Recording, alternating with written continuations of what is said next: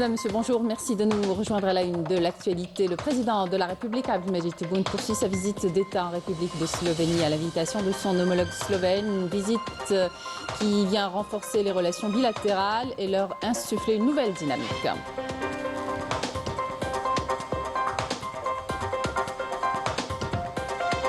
C'est dit, le chef des opérations humanitaires de l'ONU, Tom Fletcher, a décrit les crimes systématiques sionistes contre le peuple palestinien par la politique de la faim et la privation des soins de santé. En un seul mot, génocide.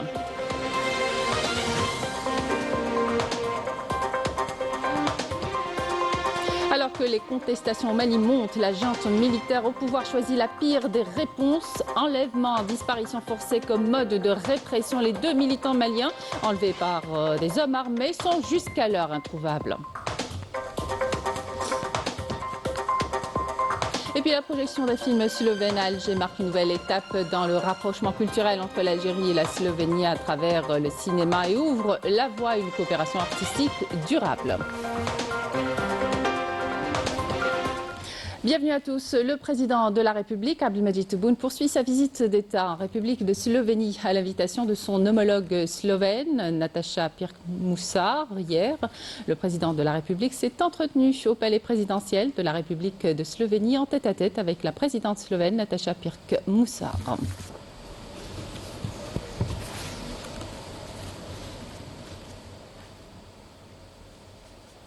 Le président de la République, Abdelmadjid Tebboune, a co-présidé par la suite avec la présidente de la République de Slovénie, Nataša Pirc-Musar, les entretiens élargis aux membres des 2 délégations des 2 pays. Les entretiens ont permis d'examiner de nouvelles opportunités de partenariat ainsi que les moyens de renforcer la coopération dans plusieurs domaines entre les 2 pays. Dans une déclaration conjointe à la presse, le président de la République a souligné la convergence totale entre l'Algérie et la Slovénie concernant tous les dossiers, à commencer par la migration clandestine, l'intelligence artificielle, le domaine spatial, l'eau et l'environnement, affirmant que la voie était ouverte pour l'établissement de relations fortes et exemplaires entre les 2 pays. On écoute. المجال مفتوح للتعامل مع جمهورية سلوفينيا الصديقة واللي احنا نقدر مواقفها من زمان، من أيام يوغوسلافيا، حتى أيام يوغوسلافيا كان عندنا علاقات خاصة مع سلوفينيا. إذن نواصل السياحة كذلك، الفضاء مثل ما جاء في كلمة فخامة الرئيسة. إذن المجال مفتوح علاقات قوية وطيدة لتخليها نموذجية بين دولتين، دولة أوروبية ودولة مغاربية إفريقية.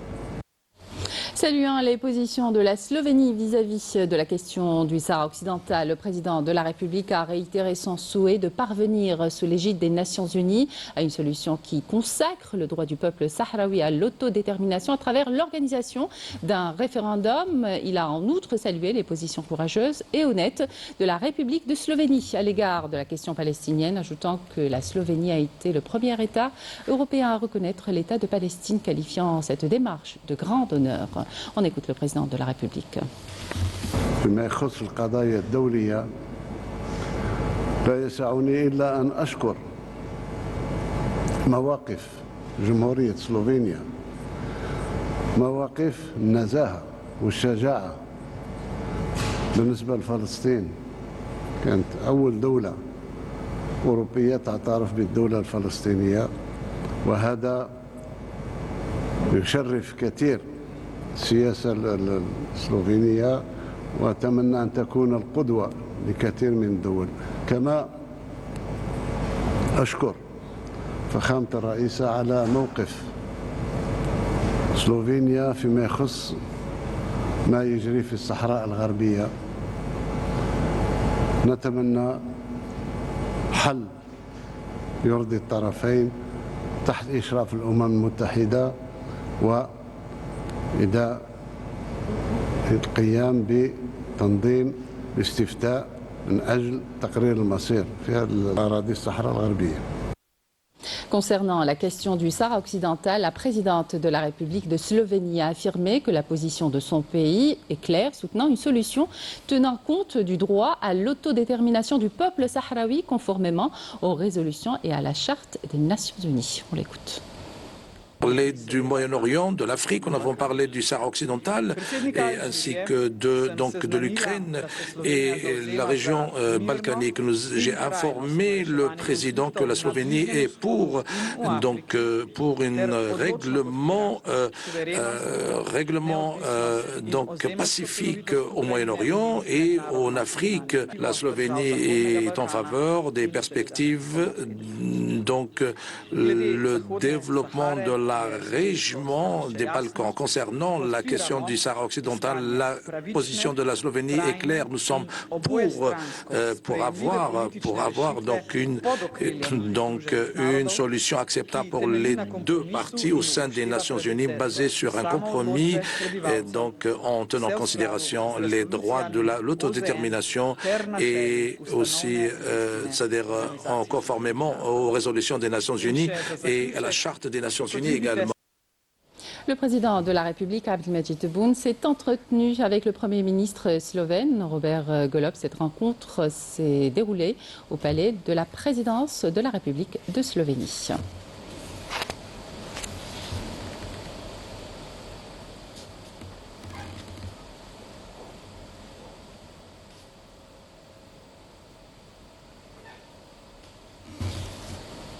Le président de la République a procédé avec le Premier ministre slovène, Robert Golob, à la signature d'une déclaration commune entre l'Algérie et la République de Slovénie.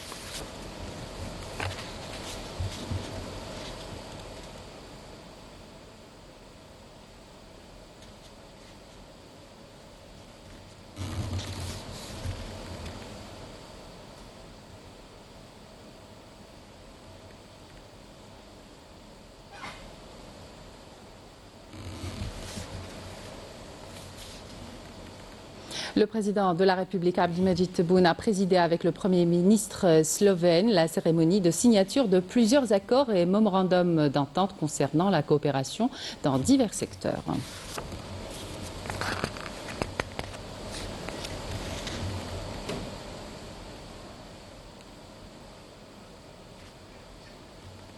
Le président de la République, Abdelmadjid Tebboune, a appelé les hommes d'affaires algériens et slovènes à œuvrer au renforcement des relations économiques et commerciales bilatérales pour qu'elles soient au niveau de l'entente entre les deux pays et de leurs bonnes relations politiques. On écoute le président de la République.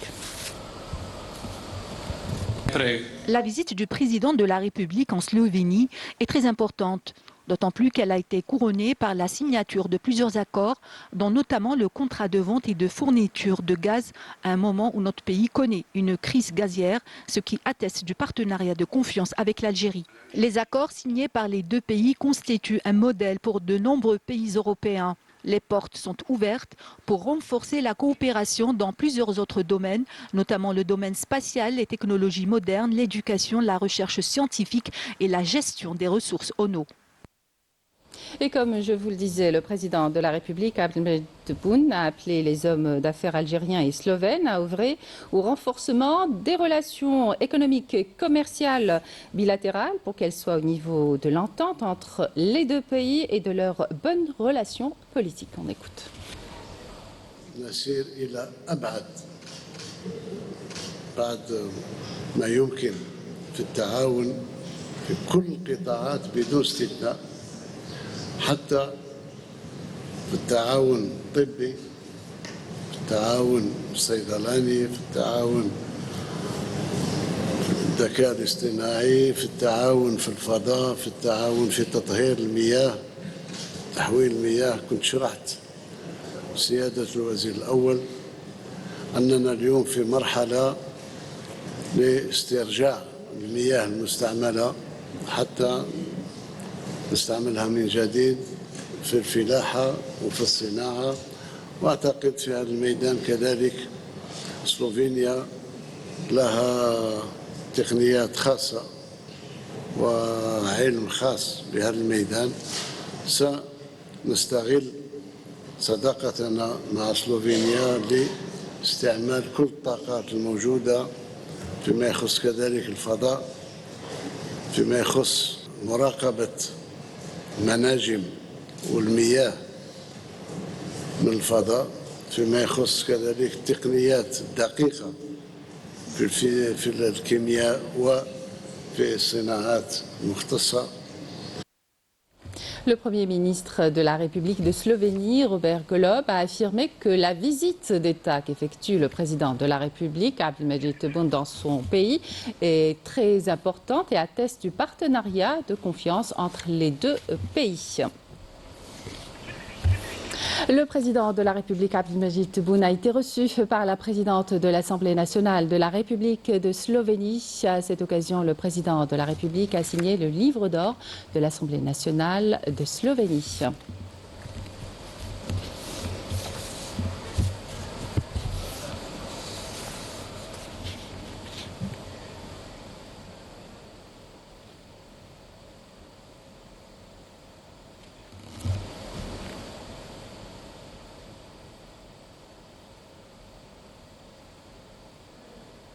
Le président de la République a co-présidé avec la présidente de la République de Slovénie l'ouverture des travaux du Forum algéro-slovène des hommes d'affaires. Les membres de la délégation ministérielle accompagnant le président de la République dans le cadre de la visite d'État qu'il effectue dans ce pays ami prennent part à ce forum aux côtés de leurs homologues slovènes, de responsables de plusieurs entreprises ainsi que d'hommes d'affaires des deux pays. Le forum est une occasion d'examiner les moyens de renforcer les relations économiques et commerciales et d'exploiter toutes les opportunités offertes dans ce sens, notamment à la faveur de l'évolution qualitative et de la dynamique positive qu'ont connu les relations bilatérales ces dernières années, et ce en concrétisation de la forte volonté commune des dirigeants des deux pays. Le président de la République a insisté sur la nécessité d'œuvrer à promouvoir le niveau des échanges commerciaux entre les deux pays à l'avenir dans tous les domaines, évoquant à ce titre la possibilité de la participation de la Slovénie à des projets d'assainissement et de recyclage des eaux usées en vue de les réutiliser dans l'agriculture et l'industrie ainsi que le dessalement de l'eau de mer. On écoute. ومدام علاقاتنا السياسية طيبة جدا، أنا التزمت مع فخامة رئيسة سلوفينيا أن الحجم هذا تاع التبادلات لم يبقى مثل ما هو، والارتكاز عليكم أنتم.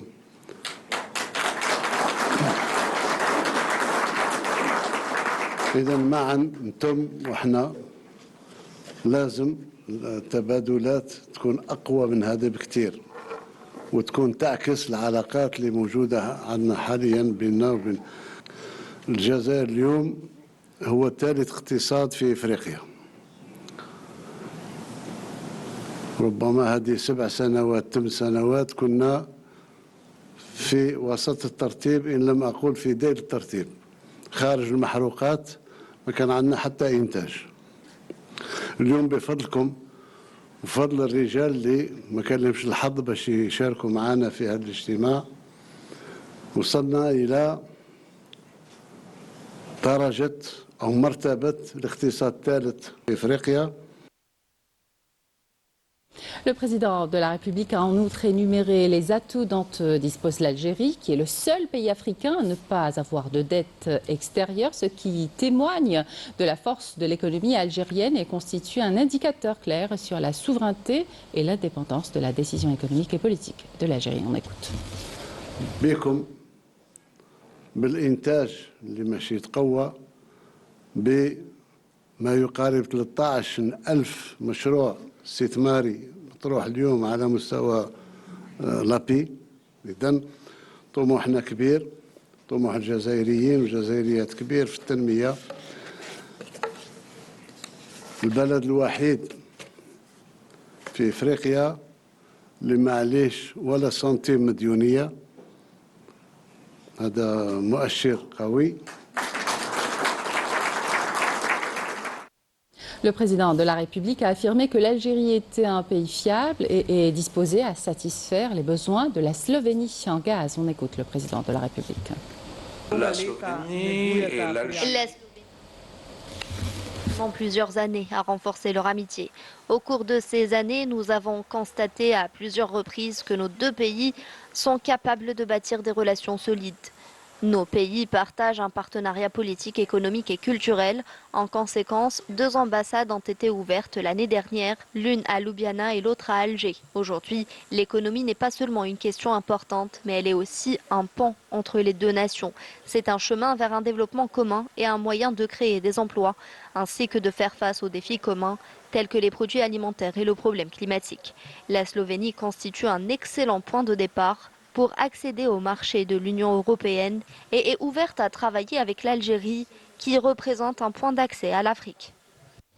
Lors de sa visite d'État en Slovénie, à l'invitation de son homologue Nataša Pirc-Musar, le président de la République a été honoré avec une réception officielle. La présidente de la République a également organisé un concert international et un dîner au musée du Palais Bordeaux en son honneur.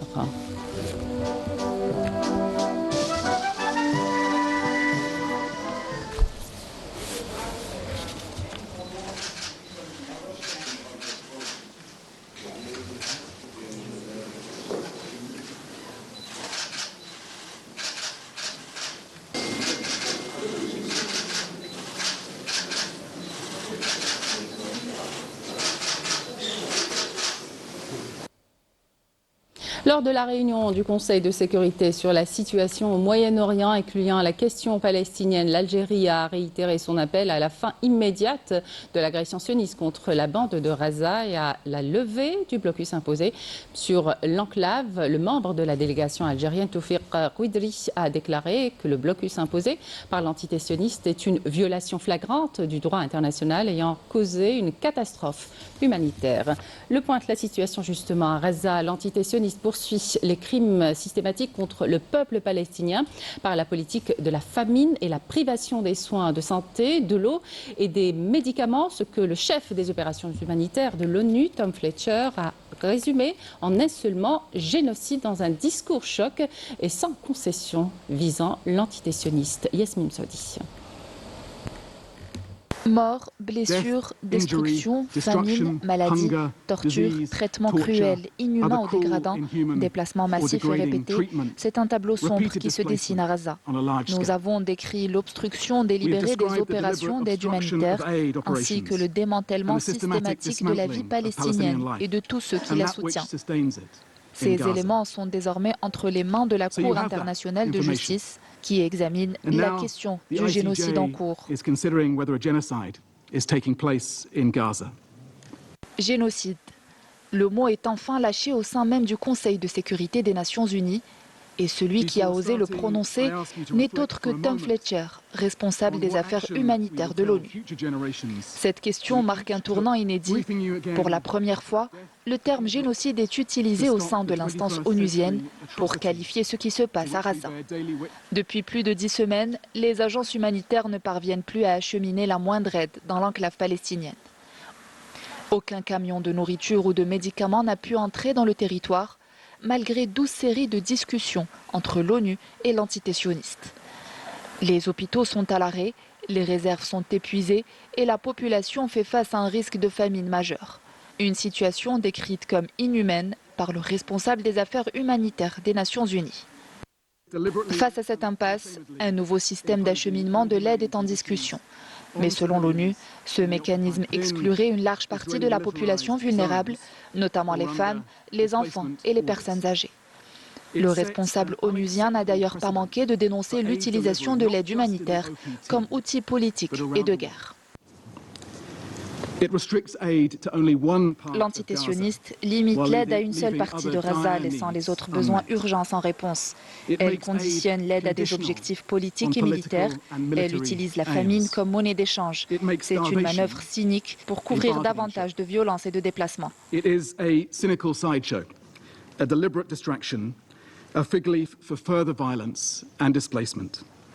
À ce jour, aucun accord n'a permis de rouvrir l'accès humanitaire dans la bande de Gaza. Pour les Nations Unies, chaque jour de blocage supplémentaire aggrave une situation déjà désastreuse.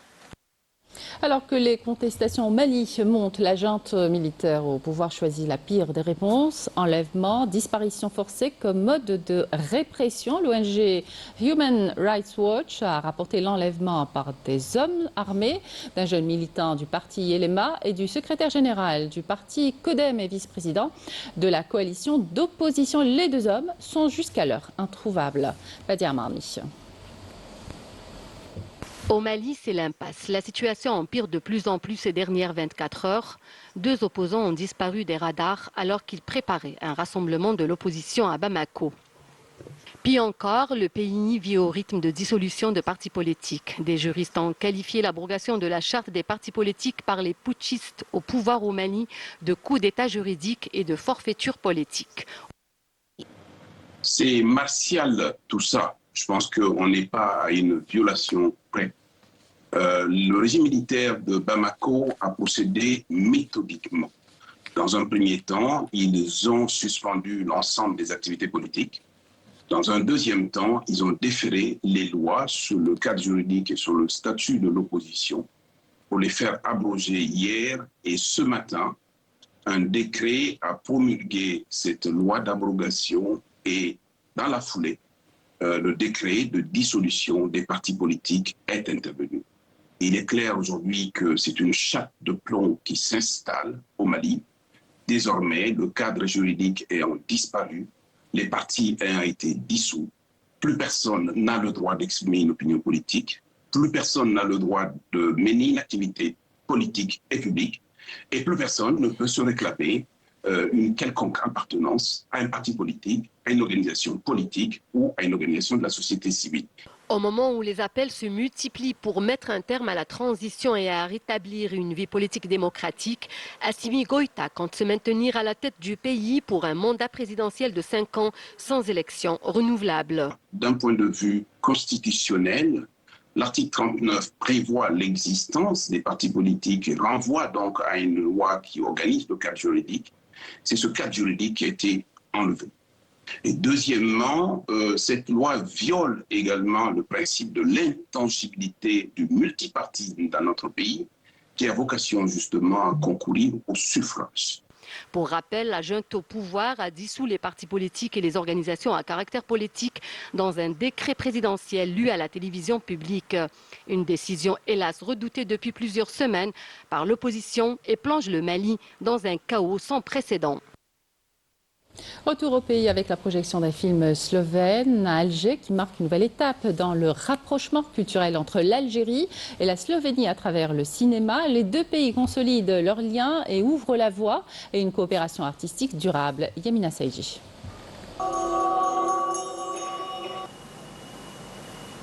L'Algérie et la Slovénie misent sur le cinéma pour rapprocher leurs deux cultures. À travers des projets communs, l'image devient un langage universel, révélant la richesse historique et artistique des deux pays, ouvrant la voie à une coopération durable. C'est ma première visite en Algérie pour présenter mon film et je suis très impressionnée par la beauté de ce pays et par l'hospitalité de son peuple. J'ai parcouru la ville et cela m'a donné envie d'y vivre. Le cinéma nous a ouvert la voie à une coopération et à des productions communes. Dans ce magnifique pays, il existe de nombreuses similitudes entre l'Algérie et la Slovénie. Je tiens à souligner que les perspectives de coopération et d'échanges fructueux entre nous sont multiples. Et nous travaillons à diversifier et à approfondir les relations entre nos deux pays. Le cinéma slovène, avec la qualité de sa mise en œuvre et la finesse de ses récits, apporte un souffle nouveau qui capte l'attention des cinéastes algériens. Une rencontre artistique riche où le patrimoine cinématographique algérien s'ouvre aux influences de l'Europe de l'Est. Nous sommes là pour nous inspirer. Pour les étudiants en cinéma, c'est très important. Ce type d'initiative permettra le rapprochement entre les peuples algériens et slovènes. Nous sommes impatients de lancer la projection de films algériens dans les salles de cinéma en Slovénie. C'est bien pour nous نتعلموا ثقافة البلد أخرى ونتعلموا de nouvelles choses et de nouvelles langues تانية. L'Algérie et la Slovénie partagent d'excellentes relations politiques et diplomatiques. ouvrant la voie à un renforcement de la coopération culturelle, académique et scientifique. Une dynamique qui rapproche les peuples et sert les intérêts de deux pays. Et c'est la fin de cette édition. Merci de votre attention. Excellente suite des programmes sur Canal Algérie.